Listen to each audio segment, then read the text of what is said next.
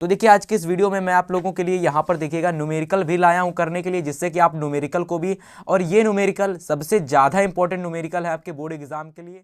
Hello my dear students, कैसे हैं आप सभी। आई होप सभी लोग बहुत ही अच्छे होंगे और अपनी प्रिपरेशन बहुत ही अच्छे से कर रहे होंगे। आज की ये वीडियो उन सभी स्टूडेंट्स के लिए बहुत ही ज़्यादा इंपॉर्टेंट है जो 2023 का एग्जाम देने वाले हैं, क्योंकि इस वीडियो में हम बात करने वाले मोस्ट इंपॉर्टेंट न्यूमेरिकल्स की। देखिए मैं आप लोगों को इस तरीके से न्यूमेरिकल्स को कवर कराना चाहता हूं जिससे कि आप लोग न्यूमेरिकल्स को भी आसानी से तैयार कर लो, और जो न्यूमेरिकल्स आपके एग्जाम में आते हैं उनसे संबंधित आपको टॉपिक भी क्लियर हो जाए। ठीक है, अगर आपको टॉपिक क्लियर हो जाएगा तो जो भी न्यूमेरिकल आएंगे, जिस भी तरीके के न्यूमेरिकल आएंगे, आप बड़ी ही आसानी से कर लेंगे, क्योंकि आपको हर एक चीज़ पता हो जाएगी कि कैसे न्यूमेरिकल्स को करना है और कैसे तरीके से, किस तरीके से न्यूमेरिकल हल किया जाता है, जिससे कि आप आसानी से न्यूमेरिकल को एग्जाम में कराएंगे। ठीक है, आपको कोई डाउट नहीं होगा। ठीक है, लेकिन अगर आप डायरेक्ट न्यूमेरिकल को करेंगे तो आपको बहुत डाउट आएंगे जब आप घर पे सॉल्व करेंगे। ठीक है, तो देखिए आज की इस वीडियो में मैं आप लोगों के लिए यहाँ पर देखिएगा न्यूमेरिकल भी लाया हूँ करने के लिए, जिससे कि आप न्यूमेरिकल को भी, और ये न्यूमेरिकल सबसे ज़्यादा इंपॉर्टेंट न्यूमेरिकल है आपके बोर्ड एग्जाम के लिए,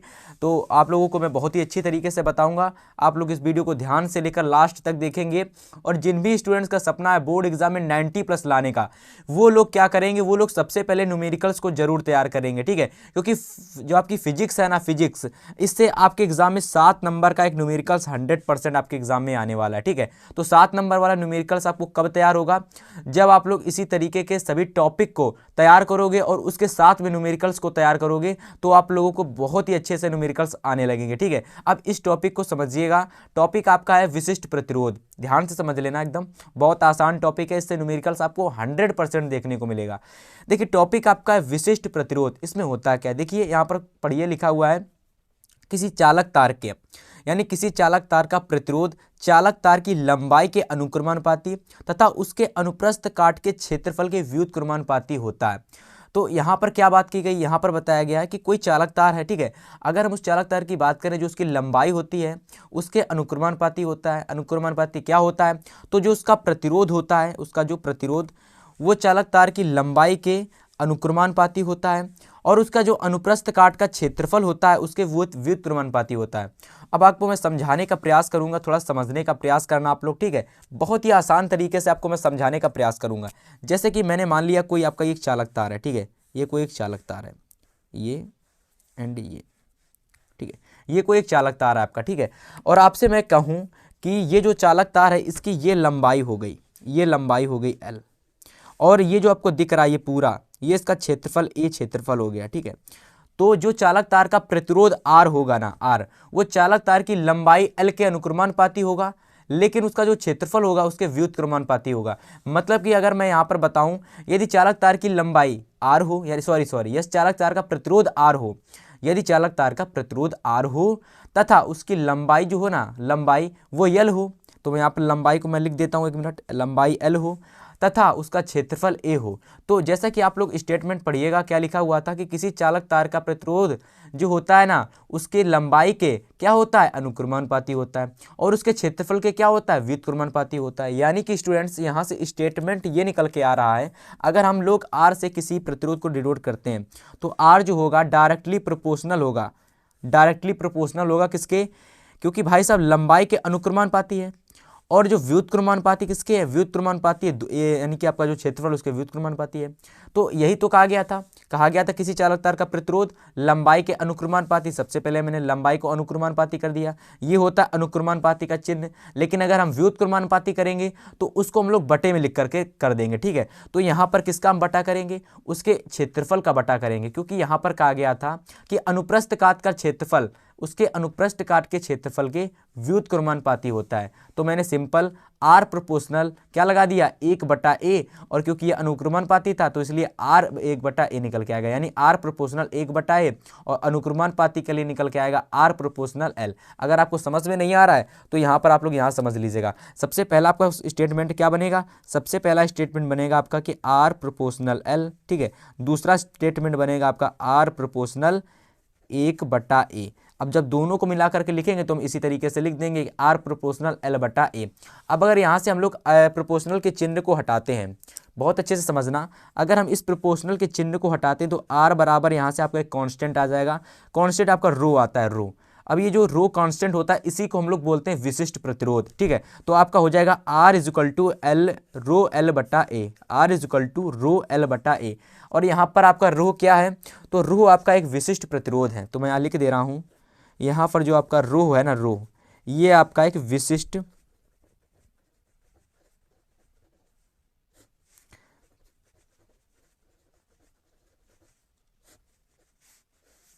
तो रो जो आपका यहाँ पर है विशिष्ट प्रतिरोध है, ठीक है। अब सारी की सारी चीजें आपको पता हो गई, इसको आप लोग क्या कर लीजिए, स्क्रीनशॉट ले लीजिए, ठीक है। अब इसी के आधार पर मैं आपको न्यूमेरिकल्स करवाऊंगा, ठीक है स्टूडेंट्स।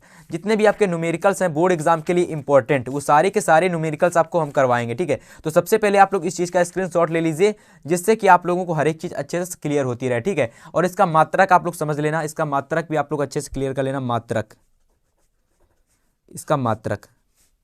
तो इसका मात्रक होता है ओम मीटर। इसका मात्रक क्या होता है, इसका मात्रक होता है ओम मीटर, ठीक है। इसका मात्रक होता है ओम मीटर। अब आई होप सभी को सारी की सारी चीजें समझ में आ गई होंगी, ठीक है। तो देखिए एक बार मैं फिर से आपसे बता देता हूं कि किसी चालक तार का जो प्रतिरोध होता है, किसी चालक तार का जो प्रतिरोध होता है उसकी लंबाई के अनुक्रमानुपाती और उसके वर्ग यानी कि उसके जो क्षेत्रफल होता है उसके व्युत्क्रमानुपाती होता है। तो इस तरीके से हम लोगों ने क्या किया, प्रोपोर्शनल के चिन्ह को हटाया। जो प्रोपोर्शनल के चिन्ह को हटाएंगे तो यहाँ पर एक कांस्टेंट वैल्यू आएगी, कांस्टेंट वैल्यू हमारी रो आ जाएगी, और रो को हम लोग कहते हैं क्या, विशिष्ट प्रतिरोध। तो आई होप सभी लोगों को ये जो टॉपिक था बहुत ही अच्छे से समझ में आया होगा, ठीक है। अगर आपको टॉपिक समझ में आ गया तो आइए हम इसके न्यूमेरिकल्स करते हैं, ठीक है। न्यूमेरिकल्स पर थोड़ा सा फोकस करना, न्यूमेरिकल्स बहुत ही आसान है लेकिन थोड़ा सा आप लोग समझने की कोशिश करना, ठीक है। देखिए सबसे पहला न्यूमेरिकल्स आपका है कि एक चालक तार का प्रतिरोध 10 ओम है, ठीक है। एक चालक तार है जिसका प्रतिरोध 10 ओम है। यदि चालक तार की लंबाई, यदि इसकी चालक तार की लंबाई कह दिया जाए, फिर कह दिया जाए चालक तार की, या फिर कह दिया जाए तार, केवल चालक भी कह दिया जा सकता है, तार भी कहा जा सकता है, और केवल आपसे कह सकता है चालक, ठीक है। तो यहां कह दिया गया इस तार की लंबाई को दोगुना तथा अनुप्रस्थ काट के क्षेत्रफल को आधा कर दिया जाए। लंबाई को कर दिया जाए दोगुना और अनुप्रस्थ काट के क्षेत्रफल को कर दिया जाए आधा। तो बताइए भाई साहब आप लोग की प्रतिरोध क्या होगा, ठीक है। एक बार फिर से पढ़ते हैं कि चालक तार की लंबाई अगर हम लोग 2 कर दें यानी कि 2 गुना कर दें, और यहाँ पर देखिए प्रतिरोध आपको दे रखा है 10 ओम, और क्या कह दिया गया कि लंबाई को आप लोग 2 गुना कर दीजिए और अनुप्रस्थ काट के क्षेत्रफल को आप लोग आधा कर दीजिए, ठीक है। तो चलिए सबसे पहले हम लोग करते हैं पहला वाला न्यूमेरिकल्स को सॉल्व, ठीक है। तो देखिए पहले वाले न्यूमेरिकल्स को सॉल्व करने के लिए जो कुछ दिया गया है सबसे पहले आप वो लिख लेंगे, ठीक है। तो सॉल्व करता हूं मैं इसको, यहाँ पर हल करता हूं, ठीक है। इसको मैं हल करने जा रहा हूं, ठीक है। आप लोग समझने की कोशिश करना और मैं आपको समझाने की पूरी कोशिश करूंगा, ठीक है। सबसे पहले यहां पर आप लोग समझेंगे दिया क्या है। देखिए सबसे पहले यहां पर दिया क्या है, देखिए दिया है, देखिए क्या दिया हुआ है, यहां पर दिया हुआ चालक तार की जो चालक तार का प्रतिरोध है, यानी कि सबसे पहला जो प्रतिरोध R1 है, R1 कह सकते हो या फिर केवल R कह सकते हो, तो केवल R जो है आपको 10 ओम दे रखा है, ठीक है, 10 ओम दे रखा है। इसके बाद आपसे कह रहा है कि भाई साहब कि इस तार की लंबाई को हम लोग 2 गुना कर दें, यानी कि भाई साहब अगर हम लोग L को 2L कर दें, L को हम लोग 2L कर दें, केवल L को हम लोग 2L कर दें या फिर L को 2L कर दें, और भाई साहब इसके जो क्षेत्रफल है उसको क्या कर दें, आधा कर दें, यानी कि A को हम लोग क्या कर दें, A/2 कर दें। तो भाई साहब R डैश आपका क्या होगा, R डैश क्या होगा, जो हमारा सेकंड प्रतिरोध निकल करके आएगा, जो दूसरा प्रतिरोध कह रहा है कि आधा कर दिया जाए तो तार का प्रतिरोध क्या होगा, या फिर कह सकते हो दूसरा प्रतिरोध क्या होगा, या फिर नया प्रतिरोध क्या होगा, ठीक है। लेकिन यहाँ पर आपसे कहा गया है कि केवल और केवल प्रतिरोध क्या होगा, मतलब यही है कि नया प्रतिरोध क्या होगा, यानी हमसे R पूछा गया है। तो देखिए आपको फार्मूला पता है, सिंपल से आपको फार्मूला पता है, आप आसानी से यहाँ पर फार्मूला रख देंगे, ठीक है। फार्मूला आपका है कि रो या फिर कह सकते हो केवल आपका R, तो रो बराबर या कैसे R बराबर, ठीक है। तो चलो हम लोग R से रिप्रेजेंट करते हैं, तो R बराबर फार्मूला है आपका रो L/A, ये फार्मूला है आपका, ठीक है। Rho R is equal to rho L/A। तो यहाँ से आप लोग सारी की सारी वैल्यू सबसे पहले पुट कर दीजिए, ठीक है। सबसे पहले सारी की सारी वैल्यू पुट कर दीजिए। देखिए यहाँ से अगर हम निकालेंगे R इज इक्वल टू, अब देखिए R is equal to rho L/A, R बराबर आपको पहला वाला दे रखा है 10, ठीक है। R इज इक्वल टू आपको 10 दे रखा है, तो यहाँ से देखिए 10 is equal to rho L/A। इसको आप लोग मान लीजिए समीकरण नंबर 1, ठीक है। इसको आप समीकरण नंबर 1 मान लीजिए, ठीक है। इसके बाद देखिए आप लोग लिखेंगे यहाँ से कथनानुसार, फिर लिख देंगे प्रश्नानुसार,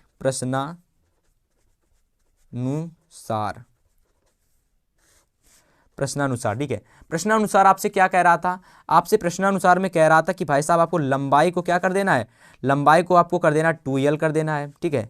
और आपको जो यहाँ से क्षेत्रफल है इसका उसको आधा कर देना है, a/2 कर देना है। फिर आपसे क्या पूछ रहा था, फिर आपसे r डैश का मान पूछ रहा था। तो देखिए आपको वही फार्मूला फिर से यहाँ पर अप्लाई करना है, ठीक है। आपको फिर से वही वाला फार्मूला अप्लाई करना है यहाँ पर, तो आप लोग फार्मूला को अप्लाई करिएगा। फार्मूला आपका था यहाँ से r इज इक्वल टू, ठीक है, अभी आपका r डैश है तो r dash is equal to rho l upon a, r is equal to r dash is equal to rho l upon a, यानी कि r dash is equal to rho l upon a. अब देखिए l की जगह आप लोग क्या रख सकते हैं, यहाँ पर l की जगह यहाँ पर आप लोग रख सकते हैं 2l, और भाई साहब रो को लगाते रहना, ठीक है। और a की जगह आप लोग रख देंगे यहाँ पर a/2, ठीक है। अभी इस a को हम लोग ऊपर ले जाएंगे, ठीक है, सॉरी इस 2 को हम लोग ऊपर ले जाएंगे, ध्यान से समझते रहना सारी चीज़ें। तो यहाँ से आपका आ जाएगा r dash is equal to 2 दूना के 4, यहाँ से हो जाएगा 2 इंटू 2 इंटू यल बटे में a, और रो आपका बाहर चलता रहेगा इस तरीके से, ठीक है। समझ में आ गया ये। आगे देखिए r dash is equal to rho. अब देखिए अगर मैं 2 दूना के 4 को बाहर कर लूँ, 4 को बाहर कर लूँ, और यहाँ पर देखिएगा l बट्टा ए, और अगर आप इतनी वैल्यू देखेंगे, इतनी वैल्यू, तो भाई साहब ये पूरी की पूरी वैल्यू आपको समीकरण नंबर 1 में 10 दे रखी थी, ठीक है। पूरी की पूरी वैल्यू आपको समीकरण नंबर 1 में 10 दे रखी थी, तो मैं क्या करूँगा, समीकरण नंबर 1 का जो मान है ना इसमें रख दूंगा, ठीक है। तो आप लोग यहाँ पर लिख देंगे चूँकि रो l बट्टा ए बराबर में 10, ये हमको दे रखा था, तो मैंने यहाँ पर ये अप्लाई कर दिया। तो अप्लाई करेंगे, देखिए क्या निकलेगा यहाँ से आप लोगों का, r dash is equal to 4 into 10, इस पूरी की वैल्यू 10 दे रखी थी ना, तो पूरी की पूरी मैंने रख दी यहाँ पर। तो r डैश बराबर में 4 इंटू 10 हो जाएगा 40, और आपको पता है r डैश का मान क्या है, r डैश का मात्रक क्या होता है, यानी कि प्रतिरोध का मात्रक हमेशा ओम होता है, ठीक है। तो इस तरीके से जो पहला क्वेश्चन था ना, बहुत ही आसानी तरीके से आप लोगों ने यहाँ पर इसको आप लोगों ने हल कर लिया, और उम्मीद करता हूँ सभी को समझ में भी आया होगा, क्योंकि कुछ आसान यानी कुछ रटने वाला कुछ था नहीं। सबसे पहले मैंने आपको टॉपिक समझाया, अगर आपको टॉपिक समझ में आया होगा तो आपको न्यूमेरिकल भी समझ में आ गया होगा। देखिए सबसे पहले हमको प्रश्न में हमसे क्या कह रहा था, प्रश्न में हमसे कह रहा था कि एक चालक तार का प्रतिरोध हमको 10 ओम दे रखा है, ठीक है, और उसी चालक तार को हम लोग क्या कर देते हैं, खींचकर उसकी लंबाई को हम लोग बढ़ा देते हैं, और भाई सब उसके अनुप्रस्थ काट के क्षेत्रफल को हम लोग क्या कर देते हैं, घटा देते हैं या फिर आधा कर देते हैं। तो सारी की सारी चीज़ें मैंने पहले लिख ली। R बराबर आपको 10 ओम दिया, मैंने लिख लिया, और L को हम लोगों ने बदल करके 2L कब किया, सबसे पहले तो मैंने क्या किया, जो आपका पहले वाला ओम था मैंने उसको सॉल्व करके यहाँ से इतना मान को निकाल लिया। जब मैंने इतने मान को निकाल लिया, इसके बाद मैंने सारी की सारी वैल्यू बदली। L की जगह मैंने 2L रख दिया, A की जगह मैंने a/2 रख दिया। अब रखने पर मुझे इसी तरीके की एक और वैल्यू प्राप्त हो गई है, देखिए। तो इस पूरे की जगह मैंने क्या कर दिया, 10 रख दिया, और 4 इंटू 10 कर दिया, तो आपका 40 यहाँ से आंसर आ गया। तो इस तरीके से पहला न्यूमेरिकल आई होप सभी स्टूडेंट्स को समझ में आया होगा। अगला न्यूमेरिकल हमसे कह रहा है कि समान लंबाई के एक ही पदार्थ के दो तारों की त्रिज्याएं, यानी दो तारों की त्रिज्याओं को, त्रिज्याएं हैं, ठीक है, दो तारों की त्रिज्याओं को अनुपात, जो दोनों ही तार हैं उनकी जो त्रिज्याएं हैं उनका अनुपात आपको कितना दे रखा है, 2:3 है। यदि पहले तार का प्रतिरोध आपको दे दिया जाए 4.5 ओम, तो भैया आपको दूसरे ताप का यानी दूसरे तार का प्रतिरोध कितना होगा ये आपको बताना है, ठीक है। तो बहुत आसान क्वेश्चन ये भी है, इसमें भी कुछ आपको रटने वाला क्वेश्चन नहीं है, ठीक है, केवल और केवल समझने वाला है। अगर आप समझ लेंगे तो आप लोग आसानी से कर ले जाएंगे, ठीक है। तो सबसे पहले यहाँ पर आप लोग इसको अच्छे से समझने की कोशिश करना, ठीक है। सबसे पहले यहाँ पर आपको क्या क्या दे रखा है उसको समझने की कोशिश करना, दिया है, सबसे पहले समझेंगे दिया है, ये सॉल्व शुरू हो चुका है, ठीक है ना। तो दिया क्या क्या दिया रखा आपको, देखिए सबसे पहले यहाँ पर आपको दे रखा है कि समान लंबाई के एक ही पदार्थ के दो तारों को, अगर आपसे कह दे समान लंबाई के, तो भाई साहब उस दोनों की कितनी लंबाई क्या होंगी, समान होंगी, ठीक है। फिर कह दिया जाए कि उसके पदार्थ भी समान है, समान लंबाई के एक ही पदार्थ, यानी आपके पदार्थ एक का मतलब कि उसके जो दोनों एक ही तार के बने होंगे, एक ही पदार्थ के बने होंगे। तो यहाँ पर दो स्टेटमेंट बराबर है, सबसे पहली लंबाई बराबर है, दूसरा आपका पदार्थ बराबर है, ठीक है। तो अगर हम दिया क्या क्या दिया, लंबाई आपकी बराबर है L इंटू एल, ठीक है, R डैश यानी कि L1 L2 बराबर है, और साथ में आपका R1 और R2 बराबर में, ठीक है। तो इस तरीके से कह सकते हैं, या तो दूसरी तरीके से भी आप सॉल्व कर सकते हैं। तो इतना लिख देने के बाद कोई भी दिक्कत नहीं, अलग तरीके से मैं आपको बता सकता हूँ। देखिए सबसे पहले यहाँ पर आप लोग क्या लिखेंगे, तो सबसे पहले यहाँ पर आप लोग लिखेंगे अनुपात, अनुपात आपको दे रखा है 2:3, ये अनुपात आपको दे रखा है, ठीक है। इसके बाद देखिए R1 आपको कितना दे रखा है, R1 आपको दे रखा है 4.5 ओम दे रखा है, ठीक है, 4.5 ओम दे रखा है। इसके बाद देखिएगा आप लोगों ने फार्मूला क्या पढ़ रखा है, आप लोगों ने फार्मूला पढ़ रखा है, चूंकि R is to rho L/A, ये फार्मूला आप लोगों ने पढ़ रखा है, आसानी से सभी ने पढ़ रखा होगा। तो देखिए यहाँ से R1 बराबर आपको क्या निकालना है, R1 बराबर आपको अगर यहाँ निकालेंगे तो अगर आप लोग यहाँ से देखेंगे ये आपका फार्मूला होता है, लेकिन अगर मैं यहाँ से R1 कर दूँ, अगर मैं इसमें R1 कर दूँ, क्योंकि भाई साहब 2 तार है ना, तो इस बार R1 ये हो गया। R1 बराबर आपका कितना आ जाएगा, यहाँ से R1 बराबर अगर आप निकालेंगे 4.5 रख देंगे, कोई दिक्कत वाली बात नहीं है। लेकिन हाँ, एक चीज़ यहाँ पर समान है, पहले वाली का तार की लंबाई और दूसरे वाले तार की लंबाई का प्रतिरोध और जो लंबाई वो बराबर थी, ठीक है ना। तो मतलब कि यहाँ से अगर हम देखेंगे R2 बराबर, तो R2 बराबर आपका निकल के आएगा रो L/A। अब देखिएगा ध्यान से समझना एकदम, लंबाई और लंबाई रो और रो समान रहेंगे, क्योंकि भाई साहब पदार्थ का मतलब है यहाँ पर रो, लंबाई का मतलब है यहाँ पर L, तो लंबाई और लंबाई समान रहेंगे, रो और रो समान रहेंगे। तो L1 कर देंगे, इसको हम L2 कर देंगे, ठीक है। L1 और L2 समान रहेंगे, यहाँ पर रो और रो1 और रो2 समान रहेंगे, ठीक है। तो अगर रो समान है तो हम लोग इसको इस तरीके से रिप्रेजेंट कर सकते हैं, R1 प्रोपोर्शनल 1/A1, ठीक है, R प्रोपोर्शनल 1/A1, और R2 को हम लोग कह सकते हैं R2 proportional 1/A2, R2 proportional 1/A2, और इसको हम लोग दे देते हैं समीकरण नंबर 1, इसको हम लोग दे देते हैं समीकरण नंबर 2, ठीक है। मैंने यहाँ पर प्रोपोर्शनल का चिन्ह क्यों लगाया, मैंने प्रोपोर्शनल का चिन्ह इसलिए लगाया क्योंकि भाई साहब रो और रो का मतलब यहाँ पर है पदार्थ, रो का मतलब क्या है, रो का मतलब है पदार्थ। तो पदार्थ अगर समान है तो दोनों को हम लोग क्या कर सकते हैं, अगर पदार्थ समान कहने में, जैसे मान लेते हैं अगर रो की जगह 4 होता, तो 4 अगर 4 दोनों में समान होता तो मैं दोनों को काट देता। अब काटता कब, जब मैं दोनों का भाग देता तो कट जाते ये, ठीक है ना। तो वही चीज़ मैं आपको बताना चाह रहा हूँ, तो रो और रो समान है, इसलिए मैं क्या कर दे रहा हूँ, उनको प्रोपोर्शनल कर दे रहा हूँ। तो ये आपका हाफ A1 क्षेत्रफल हो जाएगा, ये आपका हाफ A2 क्षेत्रफल हो जाएगा, ठीक है। इतनी चीज़ आपको क्लियर हो गई। अब देखिए आप लिखेंगे यहाँ से समीकरण 1 का 2 से भाग देने पर, तो समीकरण 1 का 2 से आप भाग देंगे, ठीक है। तो कैसे भाग देंगे, जो आप लोगों ने ये समीकरण निकाली थी इन्हीं का आप भाग देंगे। तो R1 देखिए ध्यान से समझते रहना हर एक चीज़, जिससे कि आपको सारी की सारी चीज़ें बहुत ही अच्छे से समझ में आने लगें, ठीक है। हर एक चीज़ अच्छे से समझते रहना। अब देखिए R1 अगर आप यहाँ पर देखेंगे अच्छे से हर एक चीज़ को, तो आपको बहुत ही अच्छे समझ में आएगी, ठीक है। R1 का R2 से भाग देंगे, ठीक है। तो देखिए R1 आपका कितना दे रखा था, R1 आपका प्रोपोर्शनल का चिन्ह लगाएंगे, 1/A1 रख देंगे, ठीक है, 1/A1। अब इसका भाग दे देंगे इससे, तो R1 का चिन्ह लगाएंगे, R2 का चिन्ह लगाएंगे और प्रोपोर्शनल का चिन्ह लगाएंगे, और 1/2 को हम लोग नीचे कर देंगे, ठीक है। इस तरीके से हो जाएगा। अब अगर आप लोग यहाँ पर समझेंगे 1/2 इस तरीके से अगर आप समझेंगे, तो इसी को हम लोग इस तरीके से भी लिख सकते हैं, इसी को हम लोग इस तरीके से भी लिख सकते हैं कि R1 बटे में R2 बराबर में, R1 बटे में R2 बराबर में 1/2, R1 बटे R2 बराबर में हाफ A1 बटे हाफ A2, इस तरीके से भी लिख सकते हैं, ठीक है ना। यानी कि इस को पूरे को इस तरीके से हम लिख सकते हैं, लिख लिया आपने। इसके बाद क्या कर सकते हैं आप लोग, इसके बाद आप लोग ये कर सकते हैं कि इसका आप लोग इससे मल्टीप्लाई कर सकते हैं, इसका आप लोग इससे मल्टीप्लाई कर सकते हैं, ठीक है। तो मल्टीप्लाई करेंगे तो A2 ऊपर चला जाएगा, 1 का मल्टीप्लाई A1 से हो जाएगा, तो ये आपका हो जाएगा यहाँ से R1 बटे R2 बराबर में A2 बटे में A1, क्योंकि भाई साहब A2 आपका ऊपर चला जाएगा और A1 तो आपका एज इट इज नीचे रहने वाला है। R1 आपको दे रखा था 4/5, अब देखिए सॉल्व हो गया। R1 आपको दे रखा था 4/5, ठीक है।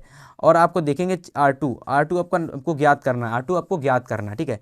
और देखिए A2 यहाँ पर देखिए ध्यान से समझते रहना, A2 आपका क्या है और क्षेत्रफल क्या है। यहाँ पर क्षेत्रफल का आपको फार्मूला पता होगा, पाई आर स्क्वायर, ठीक है, पाई आर स्क्वायर। बट यहाँ पर A2 है तो यहाँ पर हम 2 लगा देंगे, ये पाई आर स्क्वायर कर देंगे, लेकिन ये A1 है तो यहाँ A लगा देंगे, ठीक है ना। समझ में आ गई इतनी चीज़ आप सभी को, ओके। इसके बाद पाई से पाई कैंसिल हो जाएगा, पाई से पाई कैंसिल हो जाएगा, इतनी चीज़ आज समझ में आ गई आपको। अब देखिए आप क्या करेंगे, R2 यहाँ पर आपको यहाँ ले जाना है, R2 आपको यहाँ ले जाना है, ये आपको इधर ले आना है और ये इधर ले आना है। तो अब ऐसा करेंगे तो R2 = आपका हो जाएगा यहाँ से, इसका मल्टीप्लाई आपका हिस्सा हो जाएगा, यानी कि 4 × 5 यानी 4.5 × R1 का स्क्वायर बटे में R2 का स्क्वायर, इतना हो गया, आप सभी लोगों को समझ में आ गया होगा। आगे मैं क्या करने वाला हूँ उस चीज़ को आपको बहुत ही अच्छे से समझना है। R2 बराबर में यहाँ से देखिए 4 बट्टे यानी कि R2 बराबर में हो जाएगा यानी 4.5 गुणा R1 आपका कितना है, R1 आपको प्रश्न में क्या दे रखा था, एक बार देखते हैं जरा। R1 आपको 2 दे रखा था, R2 आपको 3 दे रखा था, यानी कि 2:3 था इसका रेशियो। तो मतलब कि आपको सारी चीज़ें समझ में आ रही होंगी, हर एक चीज़ धीरे धीरे। जो चीज़ समझ में आपको नहीं आ रही है दोबारा आप देख लेना। R1 बराबर में आपको 2 दे रखा था और R2 बराबर में आपको 3 दे रखा था। इनका स्क्वायर कर दीजिए, ठीक है। इनका स्क्वायर करेंगे, देखिए 4.5 इंटू 2 दुना के 4, 3 तिरकाई 9, ठीक, ये हो गया। ये चीज़ समझ में आ गई आप लोगों को। अब देखिए दशमलव का चिन्ह हटाएंगे, यहाँ पर हम लोग जीरो बढ़ाएंगे, ठीक है।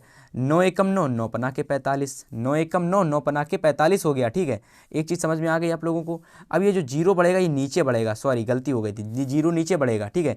अब देखिए 5 चक्कू 40 यानी कि 4 पंचे 20, ठीक है, 4 पंचे 20, ठीक है ना। और नीचे 10 लगा था आप लोगों का, जीरो से जीरो कैंसिल हो गया, तो आंसर आपका यहाँ से आ गया 2 ओम, ठीक है। तो ये आपका यहाँ से आ गया फाइनल आंसर। तो उम्मीद करता हूँ ये जो फाइनल आंसर निकल करके आया है सभी स्टूडेंट्स को समझ में आया होगा, ठीक है। तो उम्मीद करता हूँ ये न्यूमेरिकल सभी स्टूडेंट्स को समझ में आया होगा। आई होप सभी ने इसका अच्छे से इंटरेस्टिंग लगा होगा ये वीडियो आप सभी को। तो हम लोग मिलेंगे आपसे नेक्स्ट वीडियो में, तब तक के लिए गुड बाय, गुड लक।